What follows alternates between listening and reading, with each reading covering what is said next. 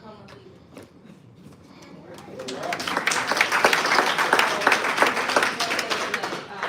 Let everybody else introduce themselves and their house.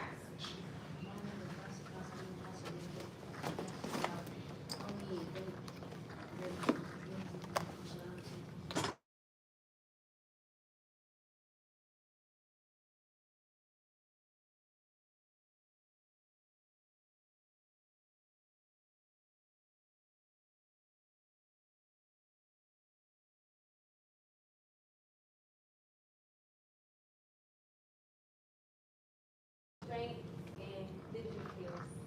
And our strongest attribute is patience.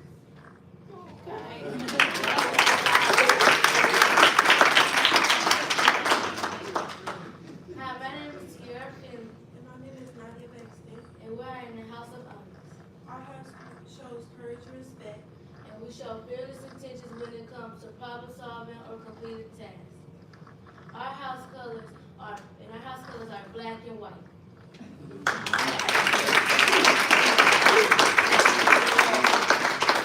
So, maybe once a month, twice a month, we'll have student ambassador meetings after school, and where we'll go over and we'll learn how to properly handshake and give an eye contact and having meaningful conversations.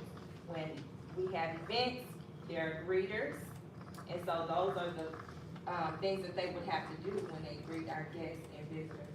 And so we just recently had a house party where we celebrated each other. We got a chance to do our cheers and chants. And we also did a staff and student challenge where we gave points for that. And so we're ultimately, we're one family, but we have 5 different houses and we're competing for points. And so they get their points by showing their stripes, being leaders, and when they leave their house meetings every Friday, they're going over those things. They're going over their social contract. They're going over the expectations of the school and just teaching their house members how to earn those points and just be better students. All right.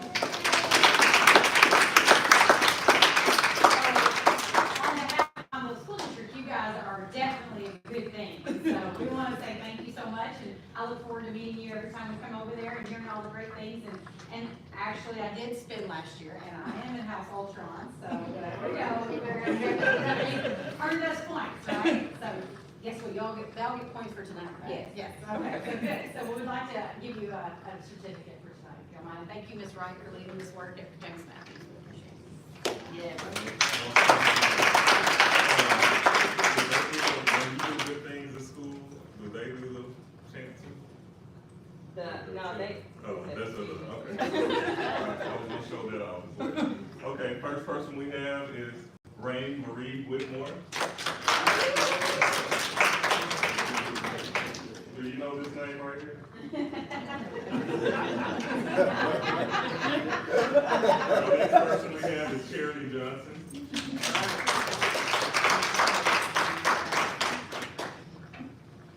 Paradise Edwards. Jariah Christian.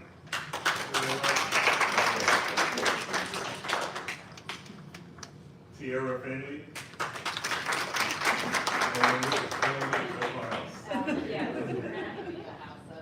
Nadia Bankston.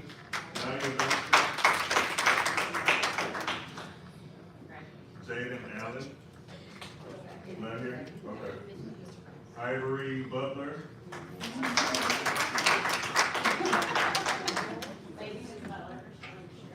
And last but not least, Bryson Cross.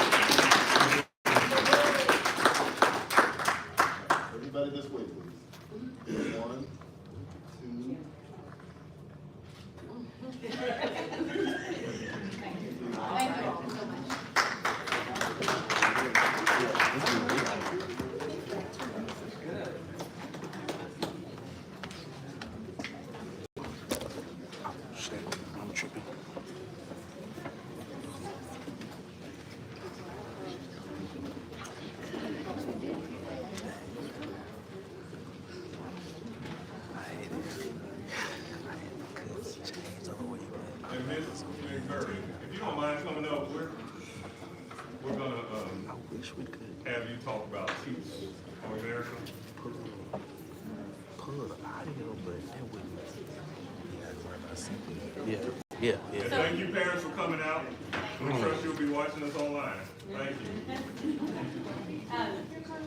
We've asked Ms. McMurray is our Director of Precision Recruitment, and so a lot of her job responsibilities are very huge, and she does her very best to make sure that we are providing all the pathways that we can for our new incoming educators and those that are already here. And so we have been able to partner with a new pathway so that we can make sure that our teachers are certified. So we tell us a little bit about what our partners are and the generous donation from our students. Yes, one of the things that we do in making sure that our non-traditional teachers are licensed, the State Department requires us to create avenues for our teachers to come through our district to have licensure pathways, and there are 8 ways that teachers can be licensed. And we normally use in our area 4 main ways of the 8 endorsed ways. And Arkansas Teacher Corps, RPEP, ATC, which is our Arkansas Teacher Corps, the MAT program, UAPB, Teachers Can Get a Master's. And this year we are partnering with Teach for America. So we're really excited to bring Teach for America on as a partner. And one of the things that we did this year is we worked diligently with Dr. Buckley, who was very instrumental in getting us at the table with Teach for America this year. And so we had a number of meetings trying to see how we could get Teach for America to come back in this area because they're not new to this area. They were with us before Arkansas Teacher Corps came on the scene in 2013. And so over the years, they kind of drifted away from us, so we were able to bring them back. And we're excited that Dr. Wadley was able to help us have that conversation. And so with a lot of our teachers who have come through the district over the years, and with a lot of teachers who are now certified and being denizens to the area, have come through our area and now are certified teachers. They were very instrumental in working with us, sharing their stories, sharing their ideas. And now that we're able to bring Teacher Corps back, bringing Teach for America back, we're very excited to welcome them back with us. So I'd like to bring Dr. Watley up with us so that he can present our newest partner. And one of the things that I do is being a liaison in the district to bring new partners to the district, seeking ways to add partners in working with a non-traditional teacher being certified. I was really excited to have this opportunity to bring Teach for America back to the district because, again, they are not a stranger to our district. So I'm excited. I was told that Mr. Jones is here and also the executive director for Teach for America is here. Yes, come up, Ms. Kawanza, come up and share this opportunity with us. So tell us your name again. Yes, Kawanza Williams. Nice to meet you. Nice to meet you. So I'll let Dr. Watley present. Yes, so as Ms. Bird said, that we've been working since 2017 to improve the quality of instruction in the classroom. With the Palmer School District, that was one of the biggest things when we did the Palmer education study. It showed the impact of non-licensed teachers was having on test scores, etc. And I believe the district can now say 76%. And so that's a long way from where we were when we started this work. And so that means we're being effective. And so today, as part of the partnership to increase the work that we're doing, the intentionality about the quality of instruction, we're presenting the district with a check of $35,000.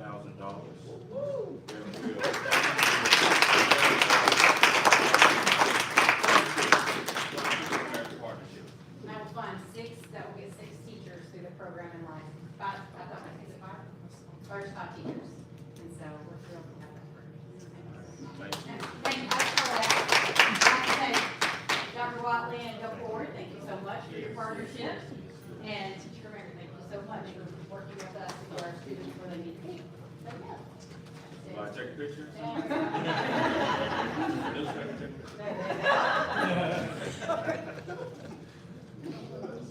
One, two,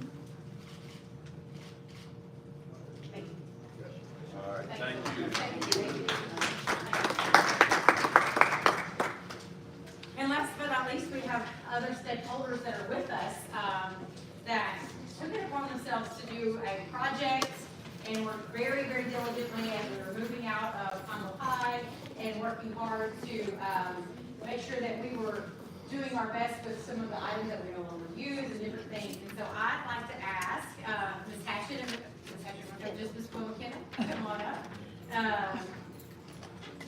And she and her team from the Commonwealth School District stakeholders, unified stakeholders, have, you want to tell us the process? They have a donation for our districts to support us. Yes. Yes, we were blessed to be able to partner with the district in a certain way, serve as scavengers in the district. That's what we call it.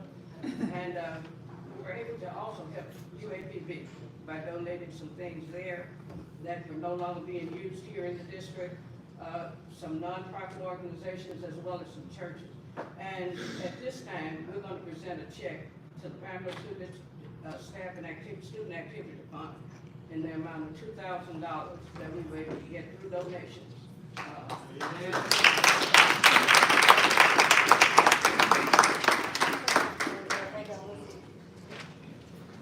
And so thank you for being a partner with our district so that we are always supporting our students.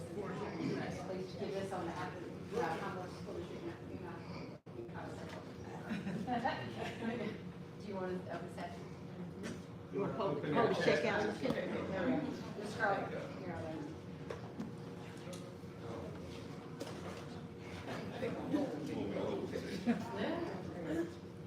There you go. Good. No. One, two. I'd like to recognize the Pamela School District unified stakeholders. We have been working for a very long time, and please forgive me for saying this, but we were able to get our boards started. And there are many of us, Rosalind Mount, Erling Collins, Maddie Collins, Virginia Hines. We're not the only people, that we're just only people here tonight. So, recognition. Hold up, Miss Williams. Miss Williams, hold up. Happy birthday to you. Happy birthday to you. Happy birthday, dear Celia. Happy birthday to you. Thank you.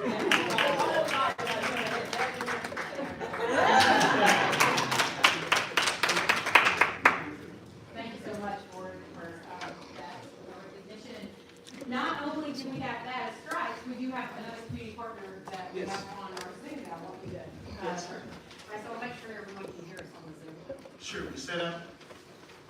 Let me just give you a little background. I guess several months ago, we began working to think about really connecting with a lot of our community partners. And the first community partner that I began to talk with, as we were thinking about the stadium, we were going through our renovation for our high school, and I began to meet some of the members of the Pine Bluff School District Athletic Boosters Club. I began talking to Mr. Nate, Big Nate, out in the community. We began talking about what we could do in terms of galvanizing support to keep the stadium clean, to pick up paper, to cut grass, whatever we could do. And then I was introduced to the other members of the committee and started learning more about the work that they do.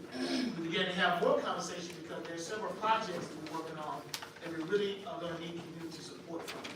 They have an established organization, they're organized, they have a board, and we decided we want to invite them here tonight so they can present and talk a little bit more about their composition, their board, some of the projects they're working on, and we really want to just continue these types of relationships going forward. We really appreciate our community partners in all aspects. Because again, it's going to take everybody to make this thing possible. There are certain things that we as a district cannot purchase that we need, and that's when we have to go to our community partners, usually our alumni, but there are also community partners and business owners, their churches, their pastors who support us as well. So at this time, I'd like to ask the Pine Bluff School District Athletic Boosters Club to come up and also if they want to recognize their members on Zoom, please do that. I don't know who's speaking for them tonight. Is President Lavelle here? Was online? Or is the Vice President speaking? Okay. And yes, we got a nice, we got a hybrid meeting, so we got some people face to face, we got some people online. But again, we want to make sure that we talk to them, they talk to us, and we just have a dialogue and see how we can work together going forward. Thanks, Dr. Rice. Dr. Rice is the president of the Super Athletic Club, which is the booster club organized to support Pineville High School athletics. This is our first full year in operation. We started in November 2023 when we got our articles of incorporation from the Secretary of State. Got our tax ID number, our 501c3 status. We had a golf tournament back in June. That was a huge success.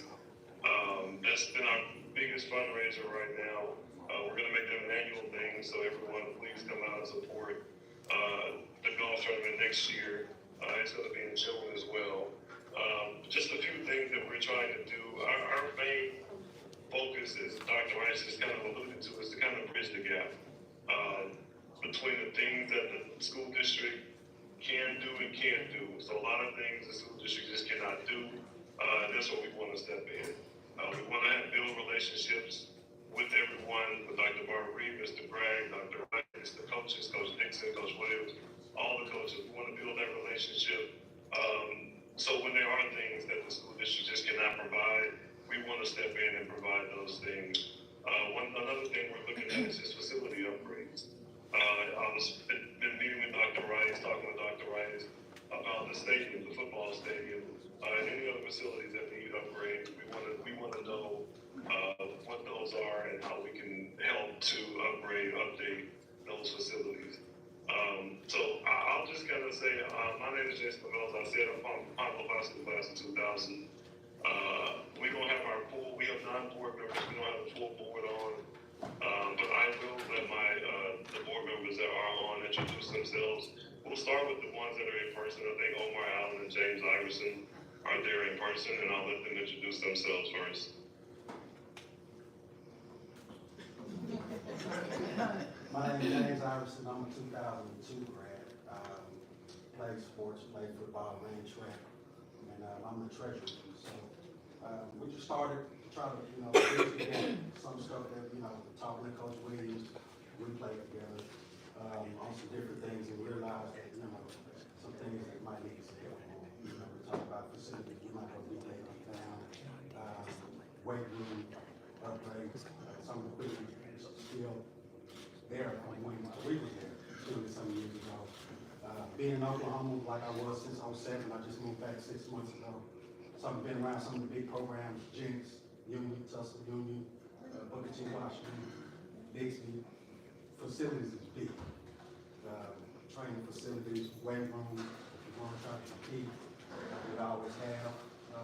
Those things will need to be addressed too, but that's something that's not to beat down. But we're here to help. We want to have board members, the community, anyway. We take volunteers. With no help, we'll be turned down from what we're trying to accomplish. We're just trying to help the students. Just help, even with some of the mentor programs and stuff that we want to bring on. Just show them a different way that, there's more to it than what they might see or what they might hear. With all us being, kind of hot grad, college grads, that let them know that you can be successful that way. So I think it's big that they see those type of things. And so that's all I have to say. My name is Omar Allen Sr. I'm the vice president of the athletic club. 95, class 95 graduate.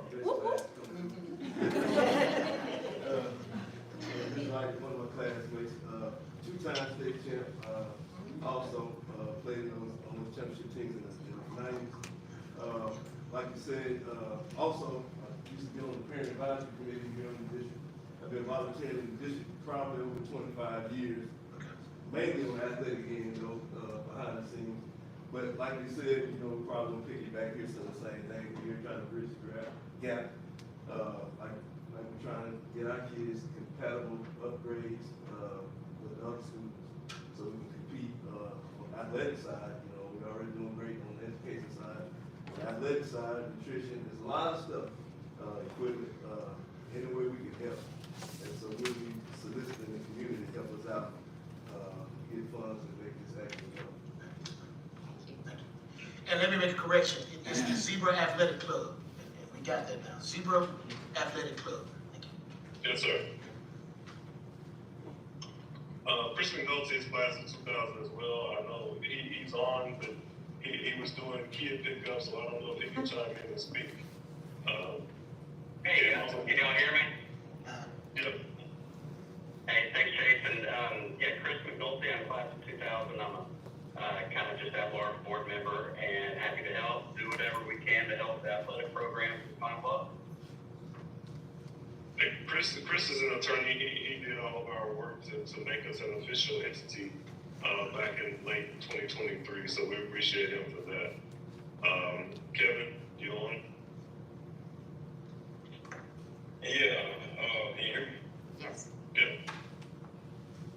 Kevin Ingram, class of 2001, playing football there with most of these guys except class of 95 over there, the greatest class. But yeah, but here to help. Anything y'all need, reach out. We can help. More than happy to do so. Nick? Good evening, everyone. Nick Welch, class of 2000, football, track, with my sports. Here to just assist in any way possible to, be a community leader here in that form. All right, and we do have a couple of members that could not make it. Cedric Jackson is class of 94 from Donaway. We wanted to have representation from Donaway on our board. So Cedric Jackson is representing Donaway, and he always lets us know about it. He always lets us know about it. The shirts we wore for the golf tournament, we had to really plead with him to put that shirt on. He just did not want to put that zebra on his back. We're appreciative of Sid. Lebo Smart, class of 2001, I think he's still working. He couldn't make it. Natasha Randall, class of 94, Mount High School.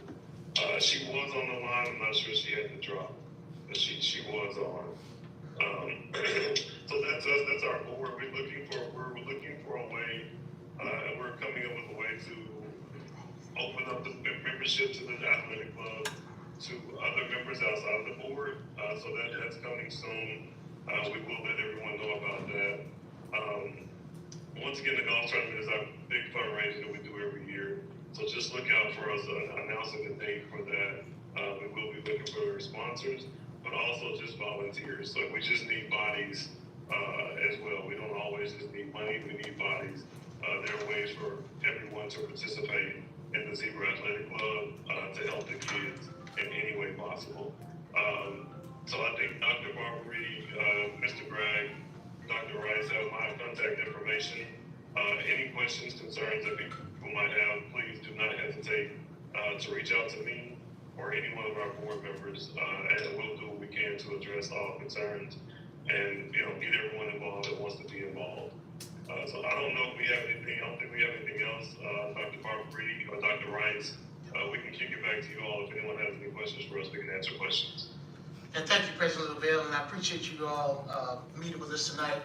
And again, we're just really trying to galvanize that community support, trying to work together going forward, to communicate, to try to really assist us in moving the district forward. Again, with the primary goal, student success.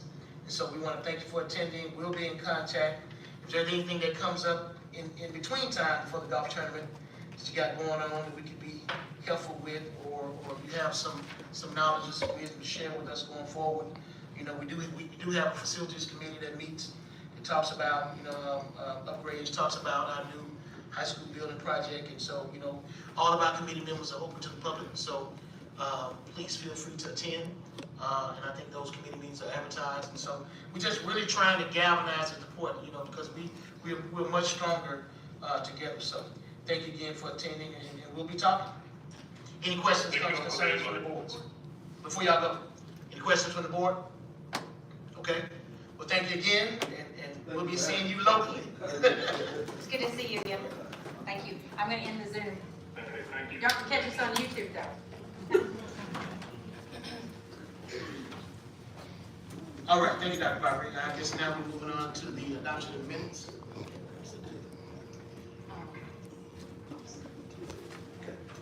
All right, board members, you've had an opportunity to review the minutes from August 27th. All right. At this time, I'd like to entertain a motion to approve the minutes from August 27th. So, Been moved and properly second, ready for question? Any discussion? All in favor say aye. Aye for me, all opposed say no. The ayes have it. Thank you very much. All right, Dr. Bob Reed, financial report. Yes, so the next item on your agenda is the financial report, and if you see in your board packet, we're trying to make it as streamlined as possible and easier to access and get to. So what you have in your board packet, it showed item 8 shows the monthly financial report, and so Ms. Reed has made it to where those items are linked in there. And so the first item on that monthly financial report is the board report for all funds for fiscal year 25, and that's period 1 and 2. And so right now, what's reflected is just what was the carryover, because again, we're going to talk tonight about the budget, and all that has not completely been entered at this time. But what you'll see is the revenue that we did have for those months. And the second report is board report for just period 2. And I had some things tagged that I wanted to make sure I went over with you guys. The next tab was the bank reconciliation. And so going back to looking at what we talked about when we're trying to reconcile in that year, you have that year process. So if you look at the top of the bank reconciliation, there's just still some outstanding checks that have not been cashed, but we're still trying to connect with those people to make sure that they can do that. And then the last item under that is the check register. I didn't see anything different on the check register. I would say that the large amount that was sent to the Bank of the Ozarks, that was that good faith payment that we had to make when we got our bonds in. And then I was trying to see if I had anything else tagged on that. Nothing else really about the check register. The last few documents on the building project report, that first one is just what it looks like in finance. So you'll see the revenue, which is our interest that we received from that, from the original bonded money that's in there. The next two documents are your total building project costs.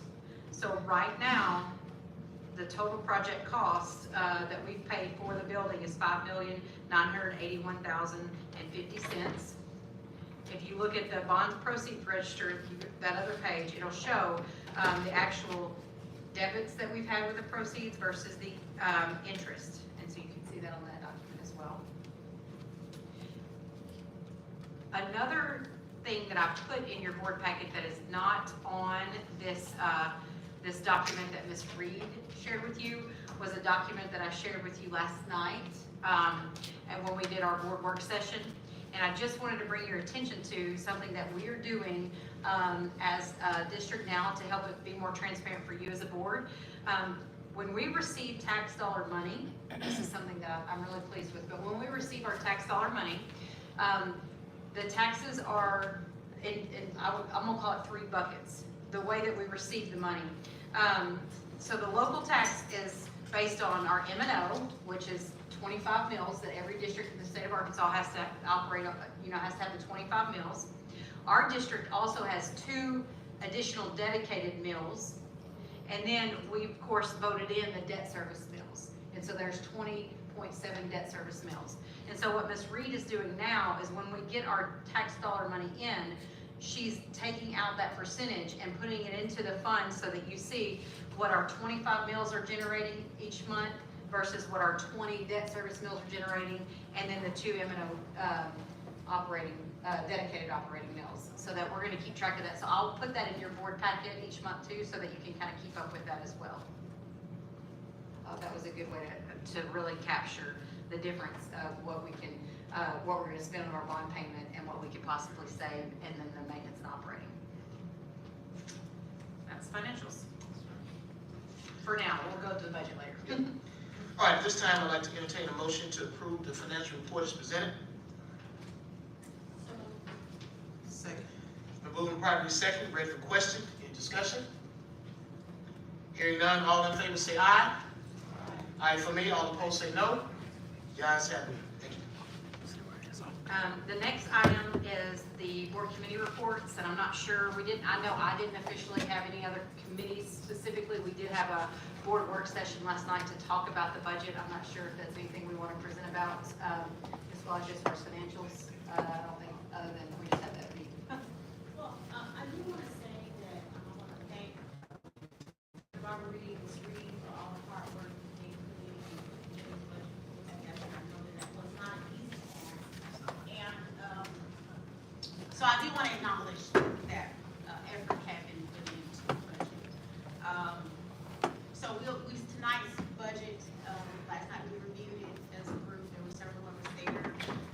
Is a positive step in the direction around budgeting less than what we project to receive in revenue, so that we can start to accumulate some resources to do capital needs, like we have facility needs, and so that's something that we also discussed last night. So it's an improvement. So, thank you.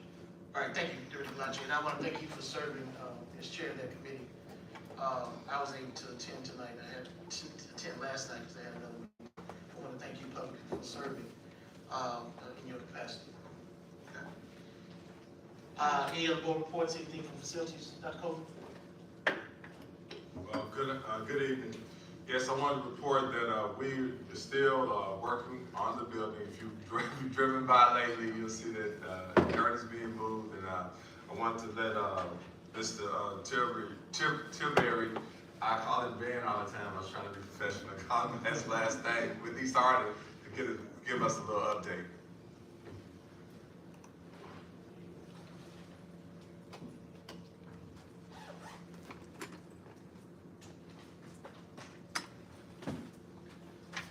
Thank you, Mr. Sims. Thank you, Dr. Colon. So we gave a report at the board meeting last month, and our report tonight's very positive. The weather's been excellent. We've made great progress.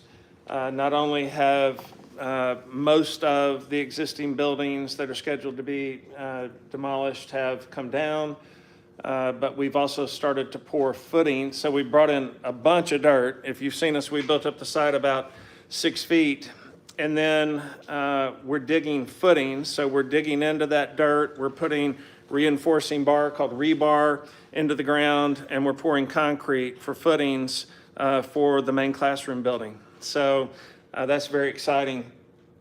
Demo will be complete other than the Trice Gymnasium in October. So that's very positive. We're finishing our footings in the main classroom building this month and or over the next 30 days and moving into the next buildings. We've got, whenever you're building, you've got to bring in your utilities that will come into the building. So plumbing is mobilizing next week to start our underground plumbing that'll be coming toward the first building.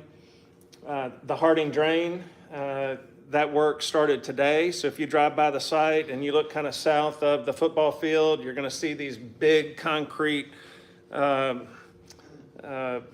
pieces of concrete. They're about 5 feet long. They're about, I believe, 10 or 12 feet wide. You could drive your truck through them. That's the Harding drain. We're replacing part of that. That work has started. And we'll have our first slab in on the first building. That work will start in October. And then the big news is that a lot of these buildings will be made out of concrete masonry units, a CMU block. So that's really durable, and a lot of the walls will be made out of blocks. So you'll start to see what we would call vertical construction. You can drive by, and instead of buildings coming down and dirt going in and footings going in that you can't really see, you're going to start to see a building coming up. So that's always an exciting time. And our mason who will be installing that block will mobilize next month. And so we're in good shape. And I want to play you a drone video of what's happened since the last board meeting, and this was through last Friday. So let me get that started. And while he's pulling that up, we are placing these videos on our district website, so that'll be available for everyone to see that way. So that's what your site looks like now. Keep in mind, this is a 30-day time lapse. It's not perfectly in sequence. That's where the groundbreaking was, so that's changed quite a bit.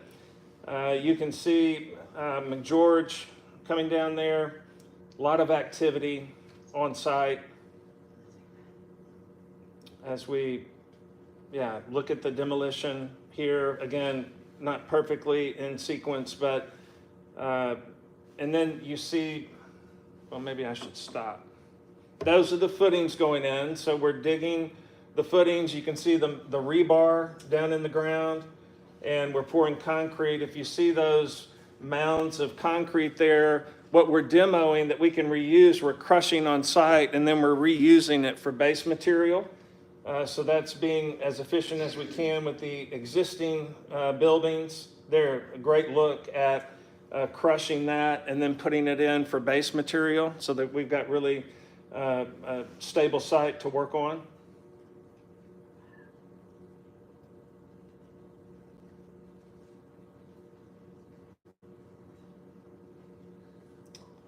Yeah, there's been a lot of demolition going on. As you'll recall, about 250,000 square feet of buildings that were 50 years or older are being demoed, and we're coming back with almost 173,000 square feet of brand new buildings. There's the footings again. As you can see, all the dirt's come in. We've got it up out of the floodplain, of course, and concrete's being poured. We may have a shot of that happening here shortly. So that's coming around the south, what would be the east corner. You just saw the Freshman Academy there. Now we're moving into career and technical ed with that photo. The units on the buildings that we can reuse are being reused. Those that can't and don't have any life left, are being hauled away. We're separating all of the metals. You can see the metals and rebar and post-tension cables are being separated out from the buildings, and those are being recycled.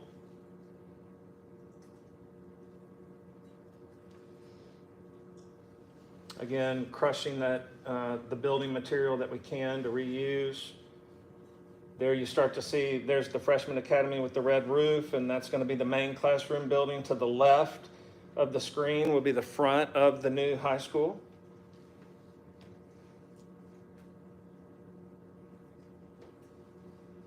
That's basically the lobby there in the middle where that equipment is.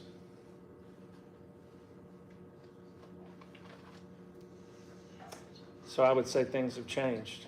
I did see some video, it didn't make it in here, where all of those footings now are full of concrete. Additional footings are being dug, and again, plumbing is mobilizing, the hardening drain has started, and you'll start to see vertical construction in the next 30 days. So we hopefully have a little bit of that at the next board meeting that we can show you in our video. This will be posted to the website.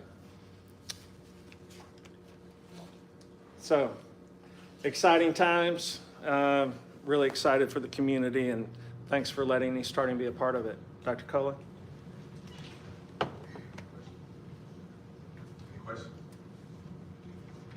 I'll give you one other update on the buildings that we sold. The process has been totally completed, but we're in the process of getting those done. That's the end of my report. All right, thank you, Director Coleman. We don't have a report from the executive committee, just the only thing, just continue to encourage our board members to get trained in this meeting. I think Thank you. A recent training or some other board members went to new board member training. I attended via Zoom. I couldn't be there face to face. There are a lot of trainings that are coming up.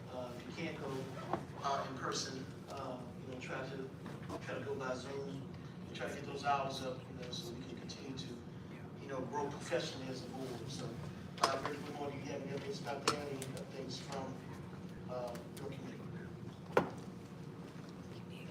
I don't have any updates for the committee, but I would encourage the board, when you can go to the trainings, they're awesome trainings.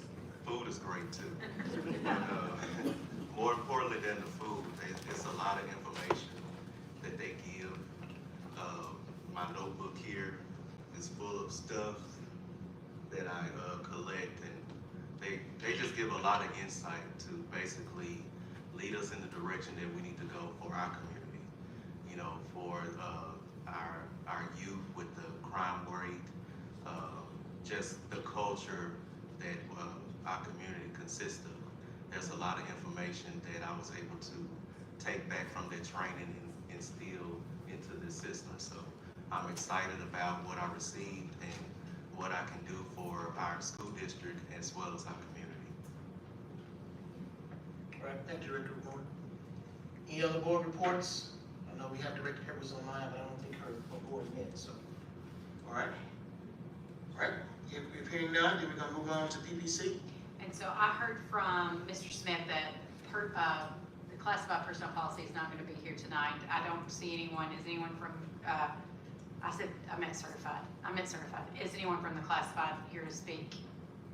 Okay. Well, we'll say something on their behalf because there is new legislation stating that each of these policies do have to have a board meeting and vote in officer or representation, and then they'll do officers. And so at the last board meeting, you guys heard Mr. Smith announce their certified officers or certified representation, but the classified personnel policy committee, they met and they had nominations. And so for secretary, Ms. Veronica Avery is represented. Health services is Ms. DeShazier. Business office is Ms. Kira Board. Paraprofessional is Ms. Hunter. Security is Yolanda Scott. Technology, Martin Golden. Social service, well, I think they're gonna have to get new representation. Transportation is Sammy Smith Jr. and maintenance and custodian was Ebony Giner. I can just say our social service person is no longer with us at this time. So that was their classified personnel policy committee that they did have representation for, and they meet monthly as well. So that's it for that. All right, on to the superintendent's report. All right, thank you all. And I will advance my slide, but I know, because I want to make sure to remind everyone, again, when I do the report, we're going to stick with the 6 systems that are student focused. And so we're going to start this month with our academic focus. And I will say, this month I'm asking that you guys approve the district support plan. This is a formality that is, like we have school improvement plans that have to be approved, and those are submitted to the superintendent and their team, and we look over that to create our district support plan. I included that in your board packet, and it's just, it is an absolute working document. But our main goals, if you wanted to click on, do you mind, Ms. Rawls, helping me with this? Would you click on the district support plan? I have it linked there, but I want you all to know that it is on our district website, which is required to be there. We list the data that we're using to help set those goals, but we also, based on last year's information, when you guys approved this, we made sure to add our strategic plan goals as part of our district support plan, so that's on there. And then if you scroll down for me, Ms. Rawls, we talk about what our main goals are. Our first district support goal would be that we function in collaborative teams, and these are the things that we do to support those collaborative teams. Our next goal, Ms. Rawls, would you scroll down for me? Has to do with our literacy goal, and we have to have a specific literacy support plan. So within that plan, we scroll all the way down to the district support plan, and our goals for that is to ensure that students are being assessed, that we're using high quality instructional materials, and of course, based on my superintendent targets. Remember when we did my contract, when you all did my contract, my targets were to increase the literacy, growth and proficiency, and so that is also captured within this plan, so that we're all working towards that one goal. And of course, graduation rate is also part of my targets. and that's part of the high school's target. But our main goals have to do with literacy, math, culture, and then, and the first one, which was functioning as a professional learning community. And that's just an overview of it. So, Ms. Rawls, will you go back to the presentation? Thank you. And after that, as far as part of our academics, I did want to share one more thing before Ms. Rawls starts talking. At the last board meeting, when we were going over our kindergarten data, I was questioned about our pre-K students that are now in our kindergarten, and I did not have that information, but I do now. Once, after the board meeting, we had our Ms. Pitts and our facilitator helped pull some of this data. So I do want to share this because it was actually very much positive. So last school year, in our 4-year-old program at Forest Park Greenville, we had 129 4-year-olds. Ms. Peoples shared this with me today. We had 129 that would transition to kindergarten. Of the 129 that transitioned to kindergarten, we kept 103, which is huge. We lost 26 students from our pre-K, and that's a growth compared to what we have in the past. Now, based on their beginning of year kindergarten literacy data, this is the number of students that scored. So the green, we had 33 that were considered ready on target at the beginning of our year kindergarten data. We had 35 close and 35 at risk. And so we were able to identify that and share that data with Ms. Peoples. And so looking at how the curriculum at the pre-K center folds into our curriculum at the kindergarten and things like that. But I just wanted to share that data because I didn't have it last month. And I thought it's very positive that we're tracking our students this way. And it's very positive that we kept our pre-K kids more than not this year. Yes. Thank you, Ms. Ross. And now I've asked Ms. Ross to be present today to really, as far as academics, to really talk about our parent access for student resources. And I've mentioned it to you before in meetings, and we've talked about Clever, and we talked about it in 2 of our different meetings, how what the students are working, their platform and what they're working on. And I've asked Ms. Ross to come explain this as a parent, how you can access your students' resources. So if you'll close out of that and get to where you need to go. Before I go to that, I do want to make a correction. The greatest class is class of 96. 3 rings. I don't think your mic's on, Ms. Ross. Y'all hear me? Y'all okay? Y'all heard me though. 96.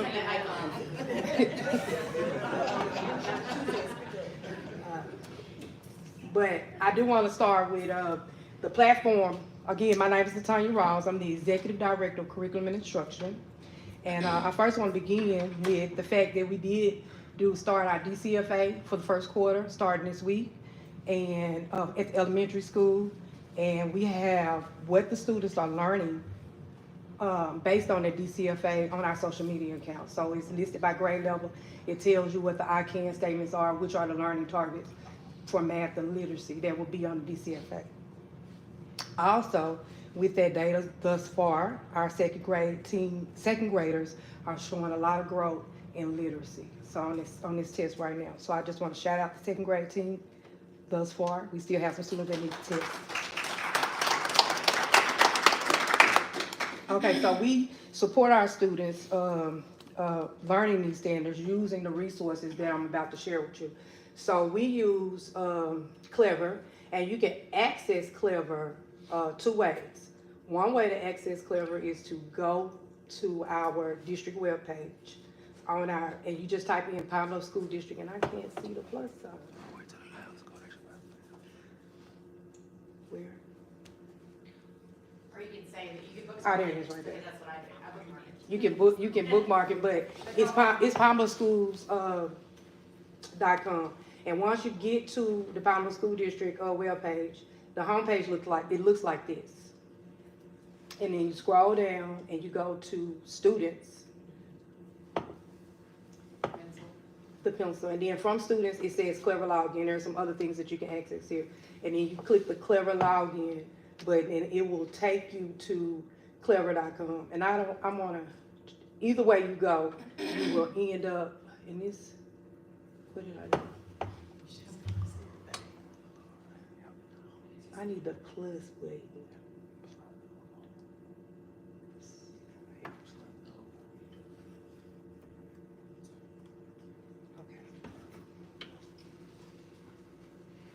So, either way you go, you'll end up with, if you do clever.com, you'll end up at this page here. With this page, your students will need to be logged into their Gmail account. You can get, if the students don't have the information or you need it, you can get it from the media specialist, the librarian at the campus. They can provide you with that information if you're logging in from your personal computer. If students are logging on from their computer, to log into their computer, they will automatically log into their Gmail account. So there's one way to get there. Either way you go, you'll end up here. And this is the student's portal. And these are the resources that we have in the district. There are column or labels here. The first one is favorite resources. So that the students can put hard things that they want to be able to go to quickly. And that will be the first thing they'll see. There's things that the teachers have. So teachers can upload different resources that they like to use personally for their class. And then there's the things that we have as a district that all elementary or secondary students have. And so these things are here at Powder School District website. You can also go to the Powder School District website from here. It'll take you straight to the website once you get into the Clever. So then here's the things that listed. For reading at elementary, we use Benchmark.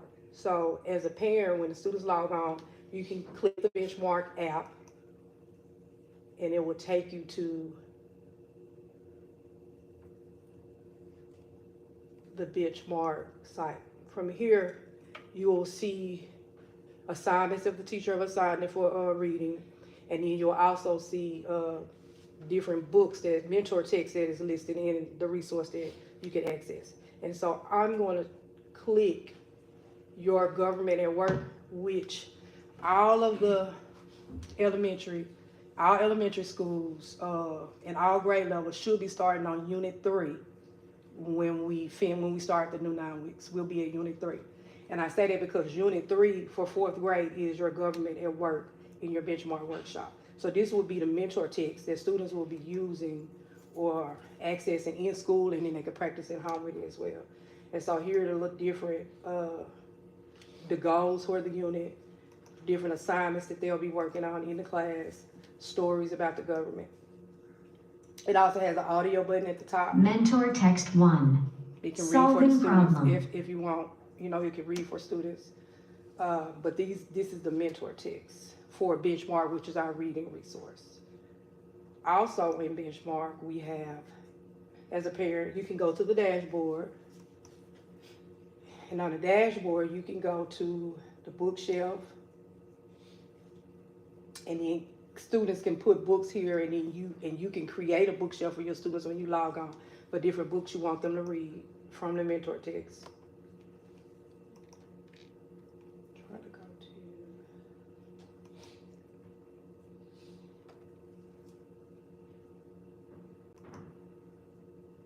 So the class library.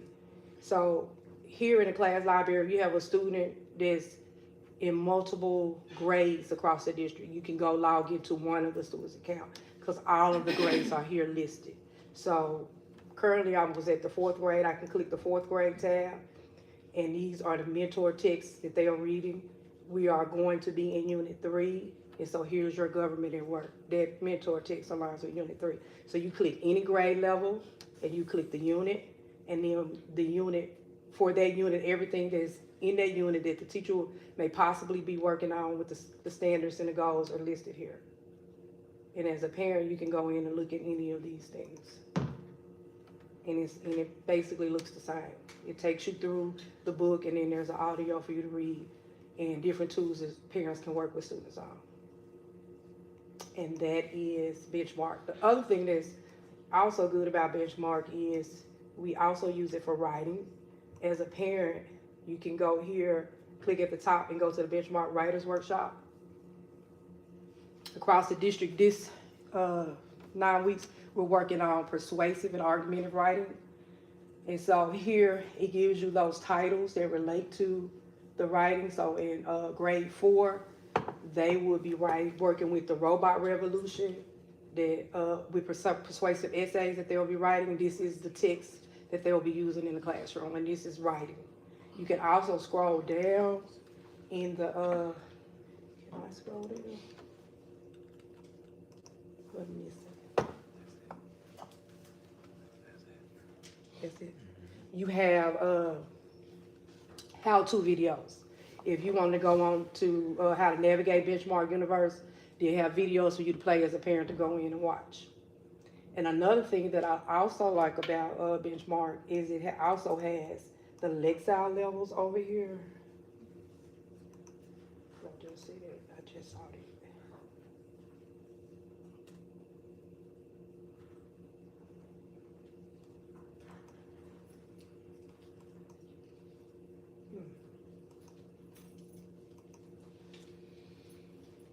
So the Lexile levels are at the bottom.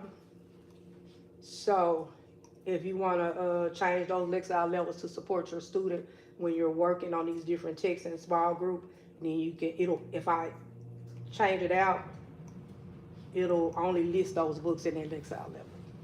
And a Lexile level is the reading level, so you can get that level from your child's teacher if you need to know where your child was working. They can give you a report on that, so you can look and see what books match that level. And you also can go to the next thing I'm going to show you is Renaissance. Inside of Renaissance, we have Mayan. Inside of Mayan, one of the things it shows you is your child's Lexile level. So you can, if you want to know what your child's Lexile level is, you can go inside of Renaissance, you go to Mayan, and it'll list the student's Lexile level. And you can use this to help you navigate which resources you want to use inside of Benchmark when you support your students with their reading level. But Mayan is another reading resource we use to support students with literacy. It's kind of like Netflix, where the students fill out a survey about books that they're interested in reading. And once they fill out that survey, it kind of recommends different books for them to read throughout the year. And they can select those books that they want to read. As a teacher, if she's working on a different unit with a different theme, all of the students can have access to that same book, and they can do a book study on that particular book. It's thousands of books in there that they have access to. And it can be read to them. And it can be read to them. The program reads it to them, even if they don't want to read it to themselves. They can play it and listen to the book and flip the pages and all the things. So that's Mayan. And Accelerated Reader is also inside of Renaissance. It kind of does the same thing. They're connected. The kids take Accelerated Reader quizzes. They connect the books. So my books are here. So if the students want to take the Accelerated Reader book from the Mayan, it gives them those same book ideas from Mayan here.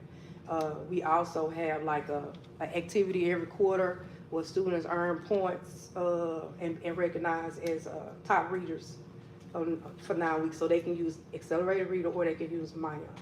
Parents have access to all of these things. They read to students. They can read them, ask student questions. And this is Accelerated Reader. And it supports our core curriculum, which is Benchmark. Next, inside of here, we have, for math, we use McGraw-Hill. McGraw-Hill, when you log on as a parent, and your students log on, you'll see the math book, which is My Math, and we also use Alex, which is also embedded inside of McGraw-Hill, which is a supplemental resource to support students with either enrichment or interventions for math. McGraw-Hill, as a parent, when you log in, depending on what chapter, you can choose which chapter you want to go and look at, determining where your kids are. Like, we're working on place value. All of the units start with a video that you can play and watch.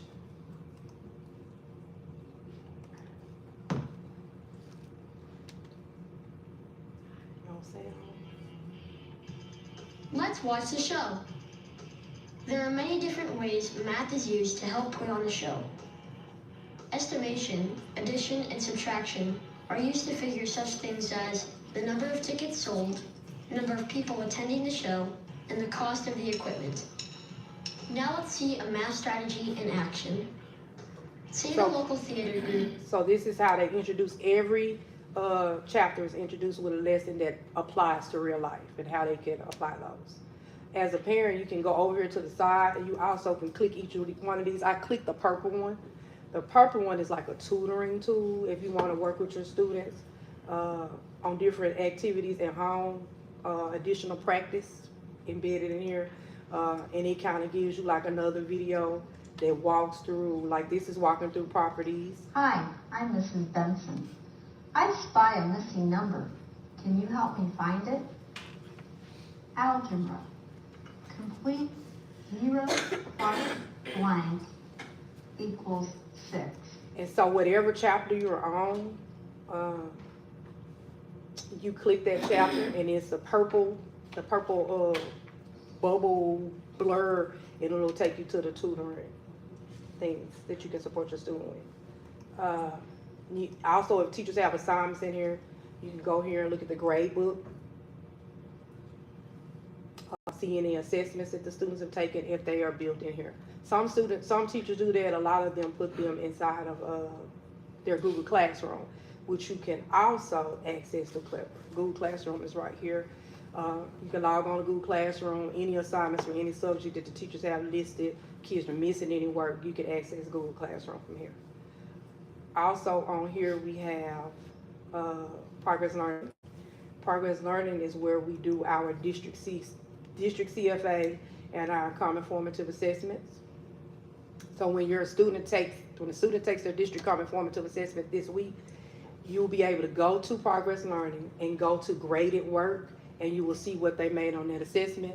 You can be able to view the questions they got right, which ones they got incorrect, and be able to support them with that.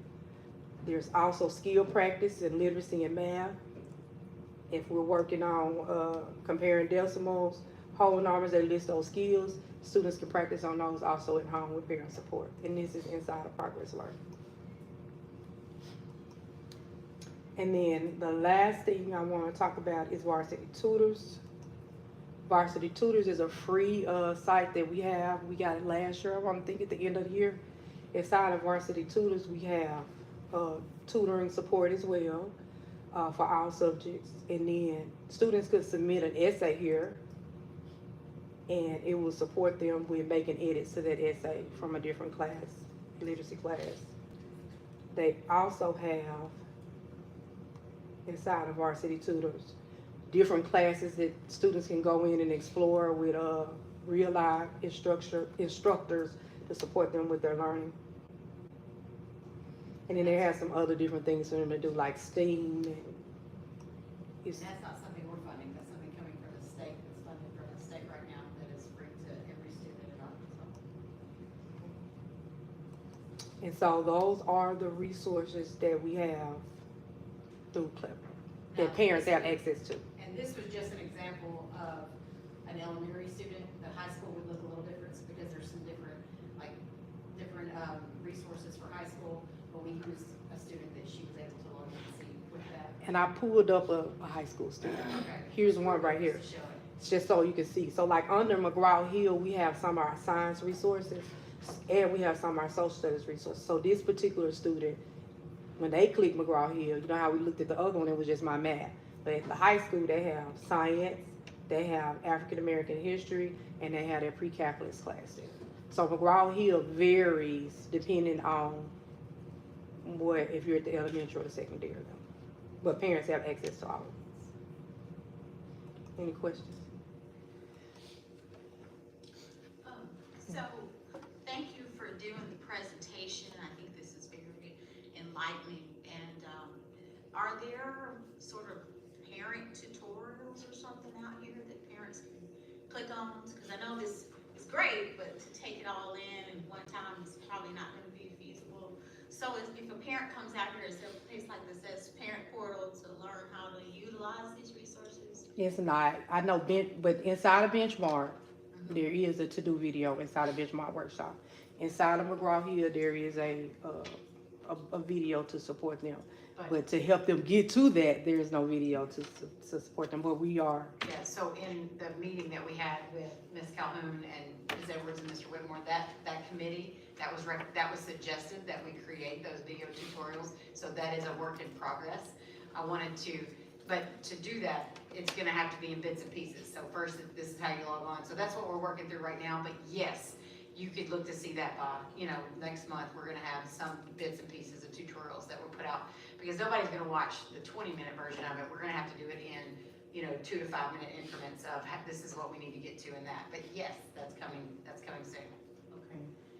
So I am familiar with the Alex, resource out there, and it's a really great tool for diagnosing like where your student is and helping to, build the skills that they may be missing in there. So I do encourage parents who have not utilized that to definitely utilize that as a resource.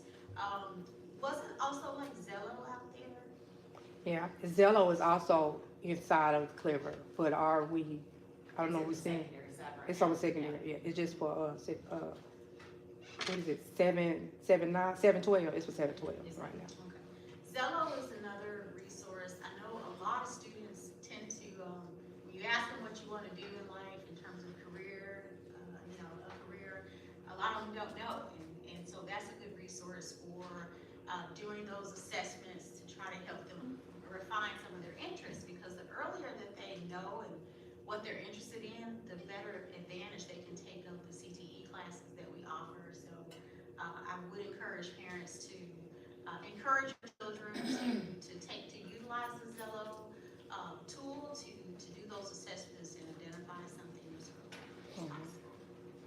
And also, I do want to say, you mentioned Alex. We also have Redbird, which does the same thing for our K2 students. 312, you access Alex, but we have something to support elementary.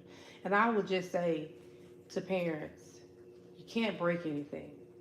So if you go on and you play around in it, I promise you, it won't hurt. You won't mess anything up. So if they just want to go in and explore, look at the different things that we have, that's how I learned a lot of things here, just going in and exploring. I was going to just piggyback on Director Galache, because I also thought about that as well. For those parents that's not as tech savvy, it's a lot of information. Look like everything I've been asking about is right there, but it's just so much, and I've kind of put myself in the mind of someone who don't know how to maneuver through.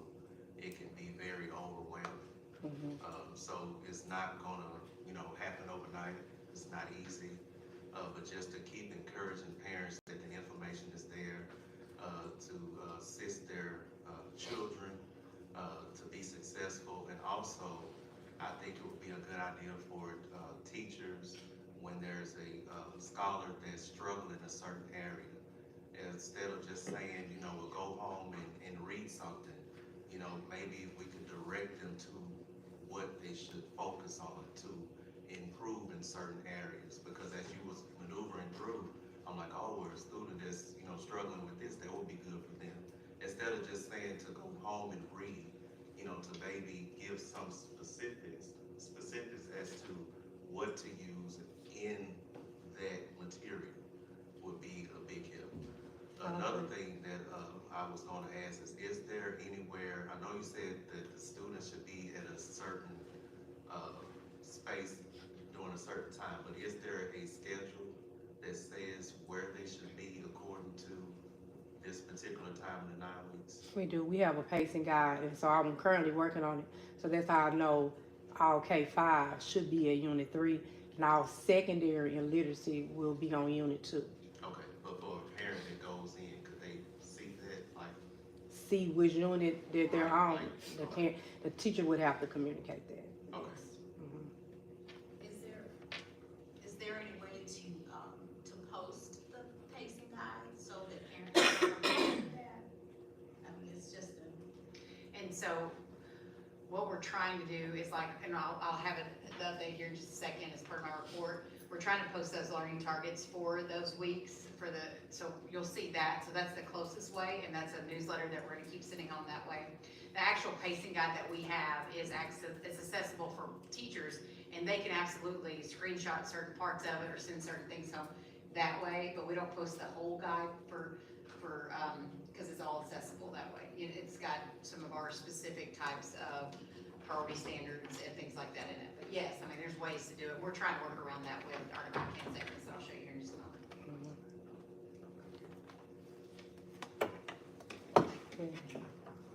Thank you so much, Ms. Ross. You're welcome. Yes, good. Very proud.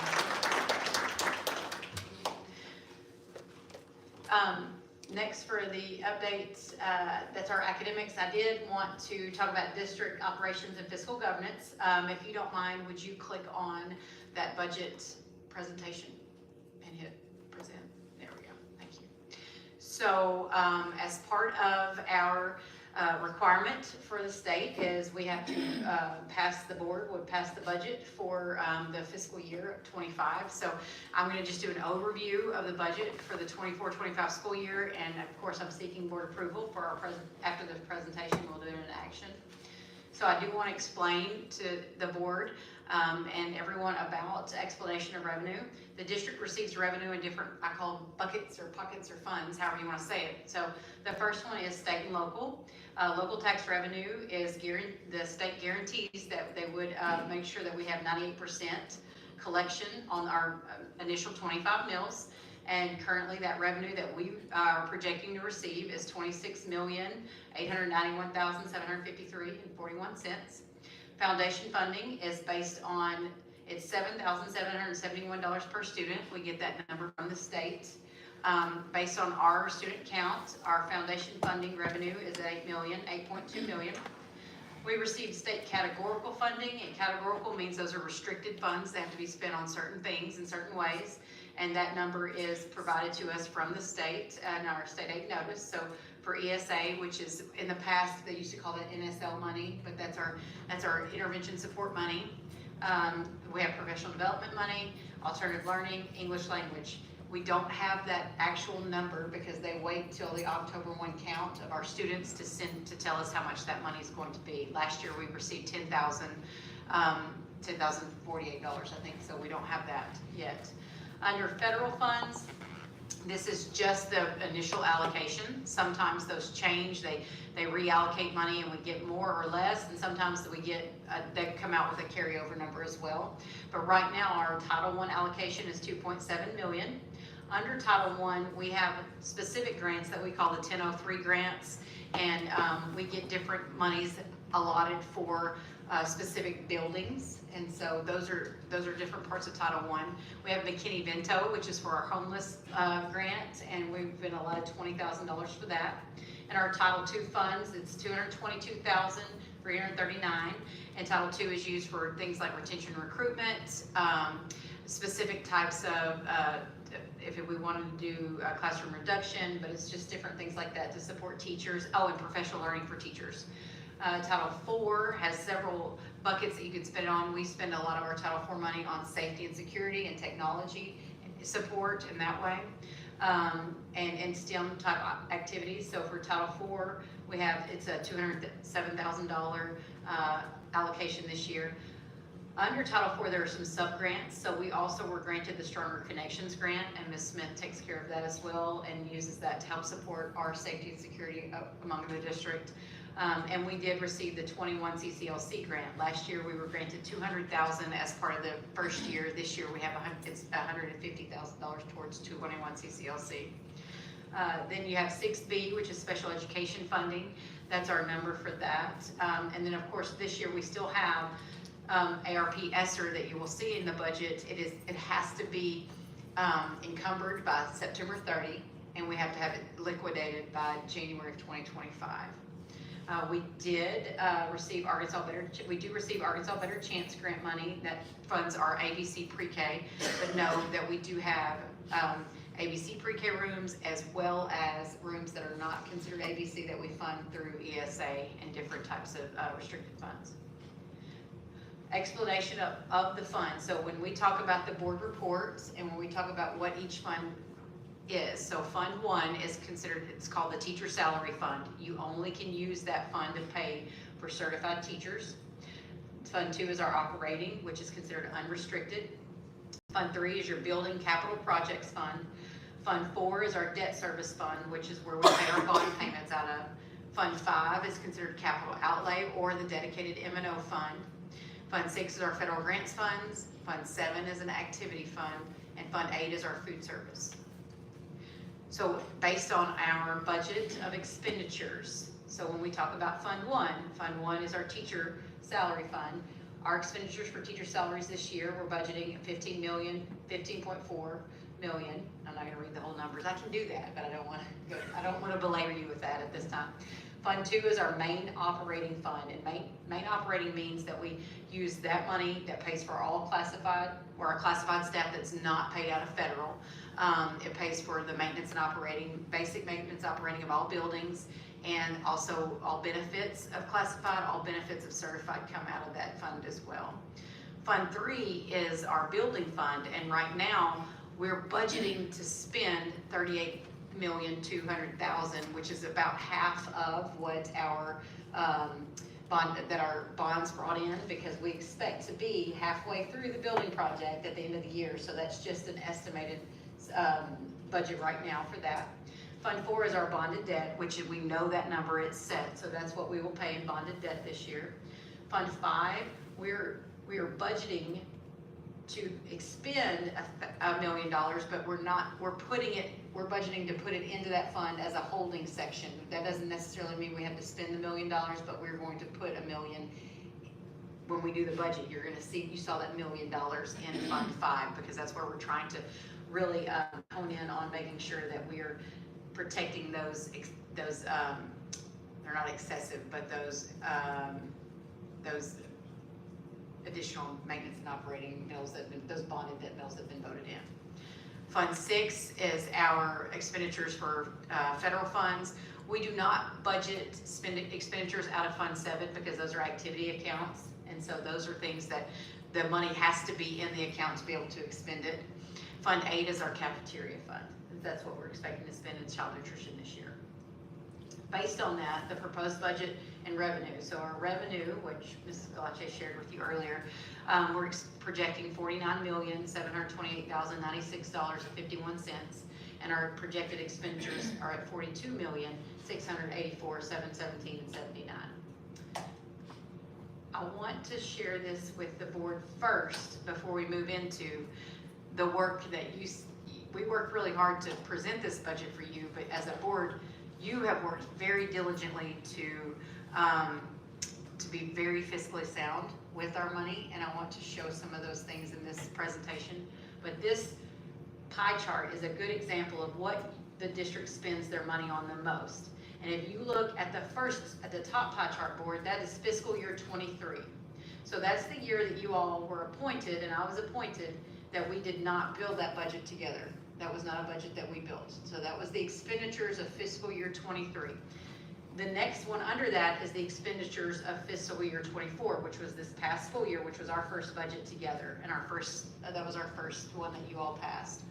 If you notice though, orange is the biggest piece of pie, and orange is the maintenance and operating. That's Fund 2.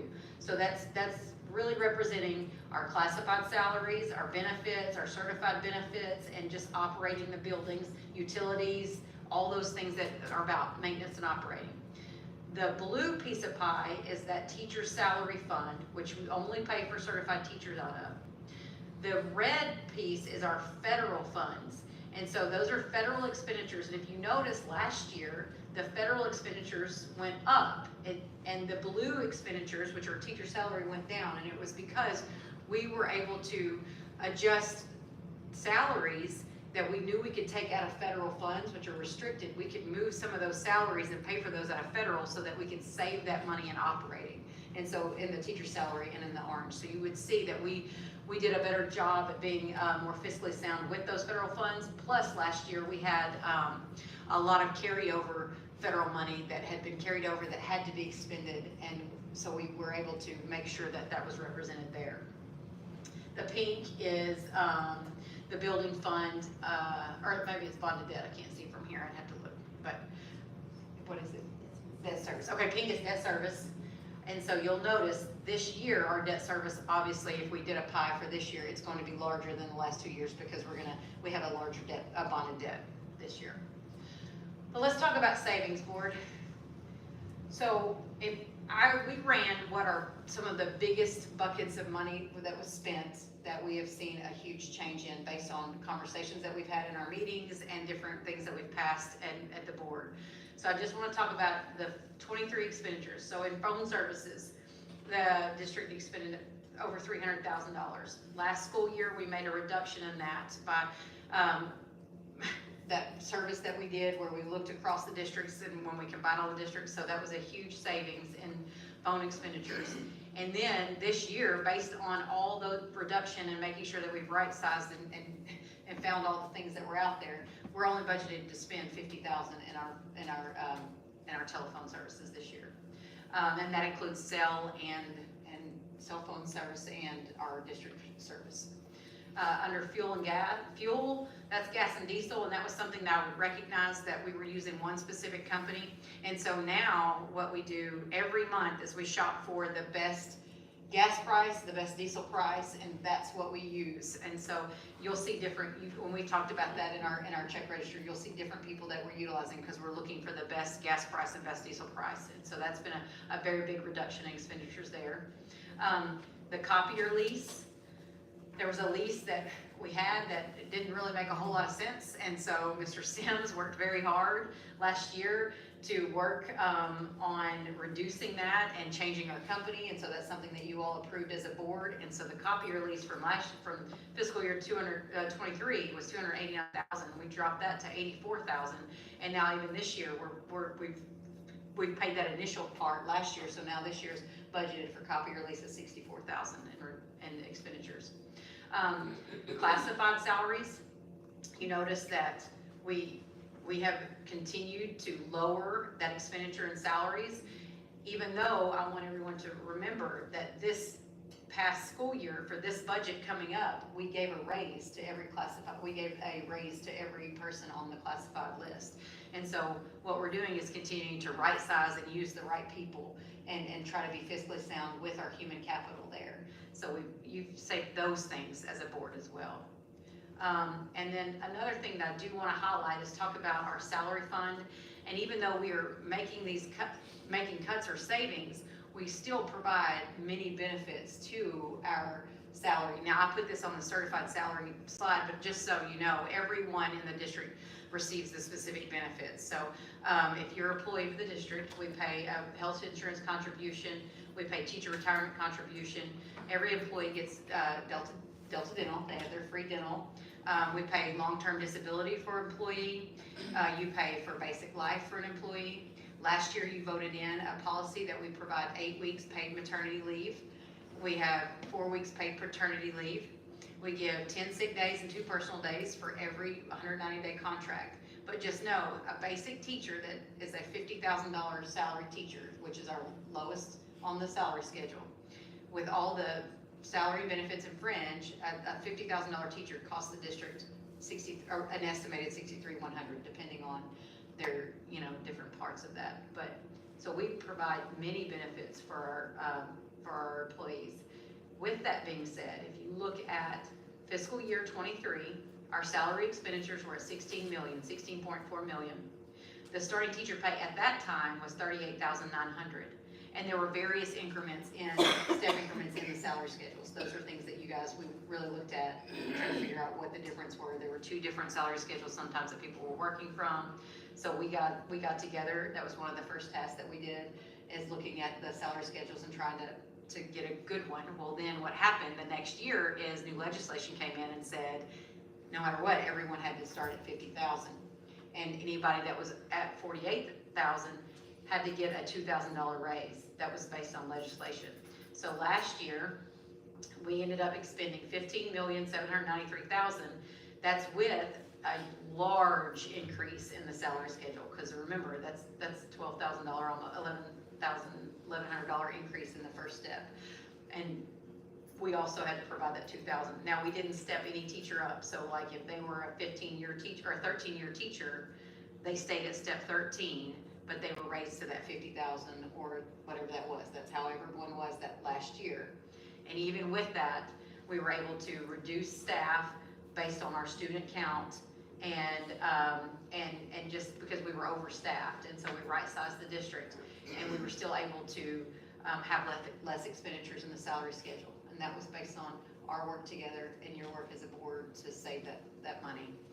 And so now this year, our expenditures for salary is we're even projecting a lower salary expenditure than even last year. And remember, board, you all in the spring voted. We kept the starting teacher pay, of course, at 50,000, but you also voted now to supplement that salary schedule to where everyone did get those steps. Originally, everyone was at 50,000. That was lower than 50. Now you have a starting pay at 50,000, but with a master's, they're at 51. With a specialist, they're at 52. And then you've got a $500 incremental step going down. Plus, we placed everyone on their correct step on the salary schedule. So those that were at year 13, who should have been at year 14 last year, we moved them to year 15 this year, so they didn't lose their step. So even with providing all that for your staff for Pine Bluff School District to ensure that we're paying them and we're making sure that we're providing all these benefits, you all are still able to budget and come out with a number that's lower in expenditures because we're still trying to right-size our district with our salaries. So I think that's commendable. I think it was very hard work to look at all the things that we were doing, but it was good work because it's something to be said for the work that you guys and the questions that you're asking and the thought that you put into this process and I'm telling you, the care that you have with our money is showing in our numbers, and numbers don't lie. So that is my report just for that. And so tonight what you will do though is I'm going to ask you to approve just what the level 1 salary or the level 1 24-25 budget is, and that looks like those what's on that is the big buckets of funds, those expenditures, and then the revenue. But that's my budget report for there. I still got superintendent report, but if you want to talk now, get that one.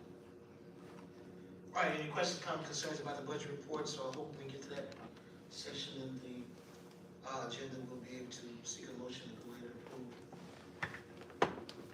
I just have a point of clarification because I know that the way it looks as if we're decreasing the salary, but really you guys are being more efficient or effective at distributing that cost across different cost centers, including federal funds, which allows us to save our operating. So I just wanted to make sure that was clear, is that even though the cost per teacher is going up, and we are, of course, right-sizing, it's also dealing with the management of the funds and how it's being distributed. It's absolutely true.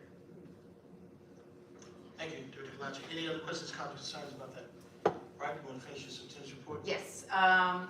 Next on the superintendent reports, I can't really see it from here, so I need to look. I want to share. I'm very pleased. So Mr. Gragg worked with another company, and it was the U.S. Department of Justice, and I put that in your packet board.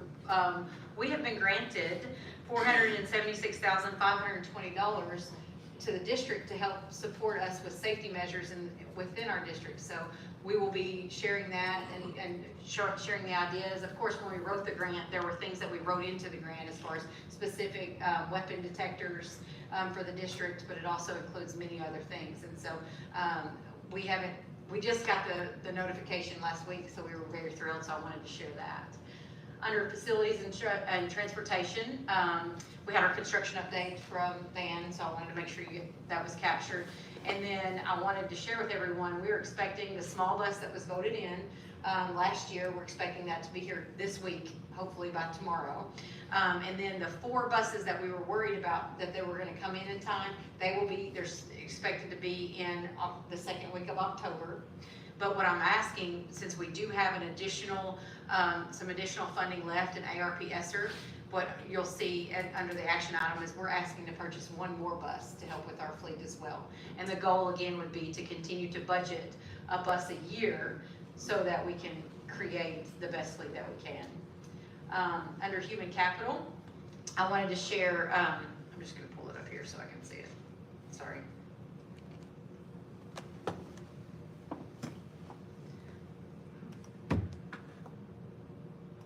Because when I didn't do it last time, I missed Mr. Scott, so I don't want to do that again.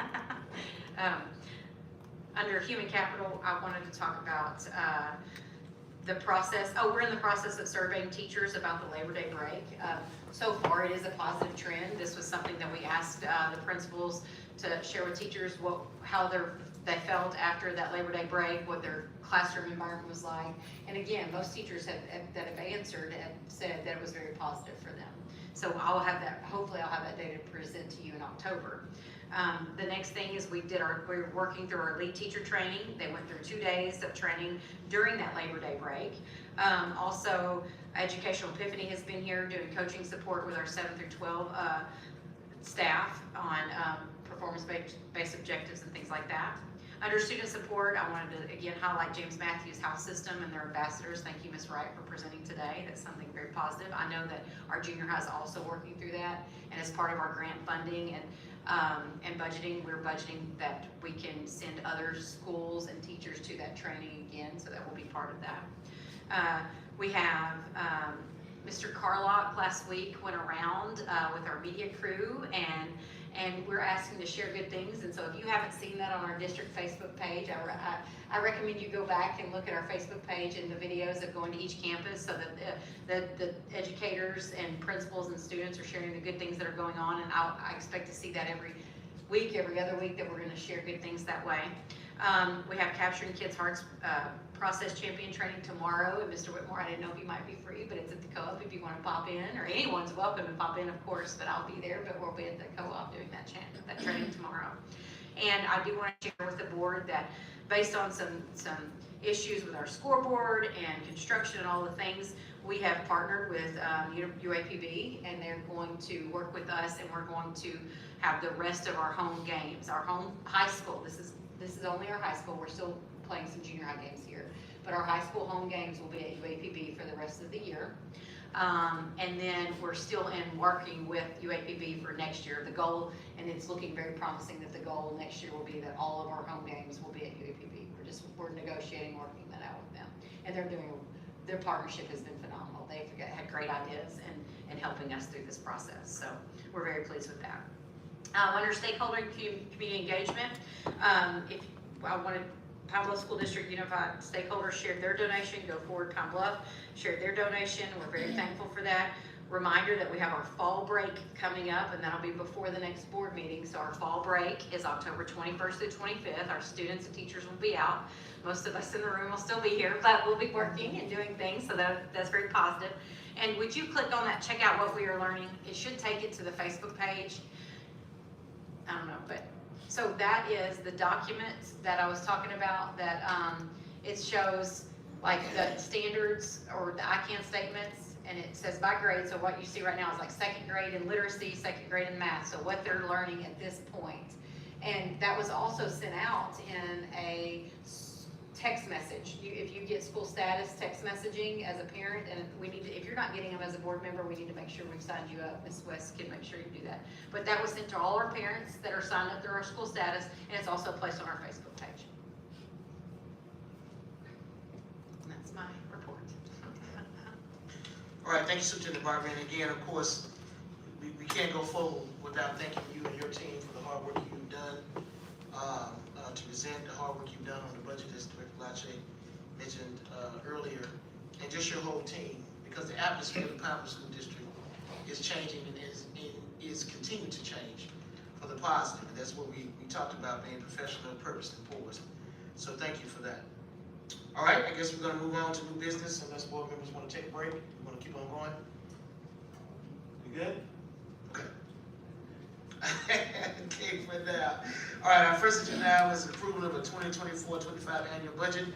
At this time, I'd like to seek a motion to approve the 2024-2025 annual budget. So moved. Moved, probably second. Ready for question? Any discussion? Hearing none. All in favor say aye. Aye for me. All opposed say no.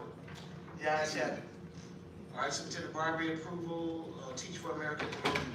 So this today was talked about, I included in your packet. We weren't able to do the MOU until we could work for funding on this at this time, because we didn't have necessarily at the time to do all the funding for it. We were hoping to get grant funding, so we did. And so the MOU in your packet right now is, I wanna make sure, because Ms. McMurray said we were doing 5 teachers, now I'm thinking 6. So the MOU itself, for each teacher that goes through the Teach for America, it's $6,000, so that's why we're gonna support 5 teachers going through that program. But it is an MOU between us and them, and so we've been granted the money through Go Forward, so. Good. All right, this time I'd like to seek a motion to approve the Teach for America MOU. Move properly seconded, ready for question, any discussion? Hearing none, all in favor say aye. Aye for me, all opposed say no. The ayes have it, thank you. We need board approval of the district support plan, shared earlier. All right, And it is a working document, Dr. Rice, so Okay. if there are specific changes or things that we do, we'll bring that back to you. Okay. At this time, I'd like to seek a motion to approve the district support plan, which is a working document.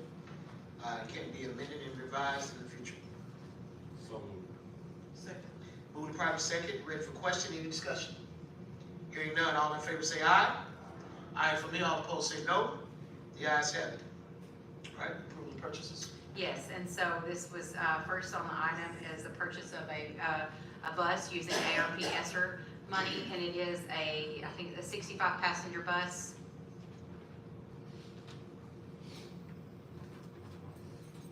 You want to do them all? Okay, so that's that, okay. Yep. 65 passenger bus. And then the next item that you see as a purchase are science materials. Ms. Rawls works to create these science kits so that we can have hands-on learning K-6. And so this is science materials for all our K-6 classrooms. And we're purchasing enough for this year and next year, and we're gonna use ARP ESSER money for that. The next item that you see are security cameras.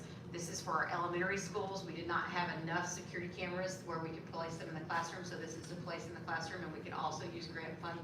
We're using grant funding for that. We have security cameras in the hallways and the classrooms at our secondary schools, but not our elementaries. And also, it will provide cameras for other places that we've found blind spots that we need to put that in. We're using the Stronger Connections grant to update our metal detectors. We have metal detectors that are not working, and so Mr. Baker, our security officer, has gone through, and we had different quotes for the different metal detectors. This was the best quote. I included the best quote in your packet, and so these will be paid with out of grant funding as well, or federal funding for our metal detectors. This will be at the junior high and high school to replace those that are not working right now. And then the last one are network supplies that we need to connect all the security cameras and things like that. Is that correct? Yes. The network supplies for all the security cameras.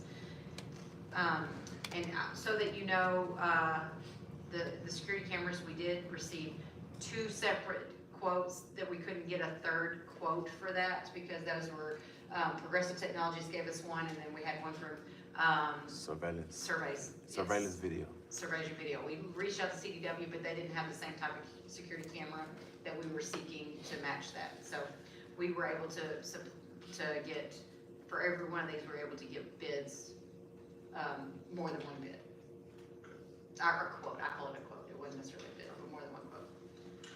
All right, at this time, I'd like to seek a motion to approve purchases for the bus, science material, security cameras, metal detectors, and network supplies. Move to private second, ready for question, any discussion? Hearing none, all in favor say aye. Aye for me, all opposed say no. The ayes have it, thank you very much. And so, personnel, I don't have a reason to go into executive session unless you do. At this time, we had classified hires. We've been seeking another maintenance personnel. One of ours is retired and did not come back, and so we were able to replace a maintenance person. And then we still need a bus aide. We're still with that, so those are the 2 hires, a bus aide and maintenance. And since then, I updated your personnel packet for resignations. We've actually had 2 social workers resign. Darcy Patterson was in there this morning that you saw, but since then I've also added Mr. Charles West. I know Ms. Patterson Hers is a move, they're actually moving locations, I think it may be out of state, I'm not sure, Ms. Jackson's on here, it is out of state. And then, Mr. West, he was offered a job for more money, and so he left for that, but he did share that with us, so. All right, seeing no reason to go into executive session, I'd like to entertain a motion to approve the personnel recommendations for Superintendent Barbary. Moved properly second, ready for question, any discussion? Hearing none, all in favor say aye. Aye for me, all opposed say no. The ayes have it. With that, ladies and gentlemen, that brings us to the end of our board meeting. At this time, I'd like to entertain a motion to adjourn. Moved properly second, ready for question? Hearing none, all in favor say aye. Aye for me, all opposed say no. The ayes have it. Thanks so much for coming out.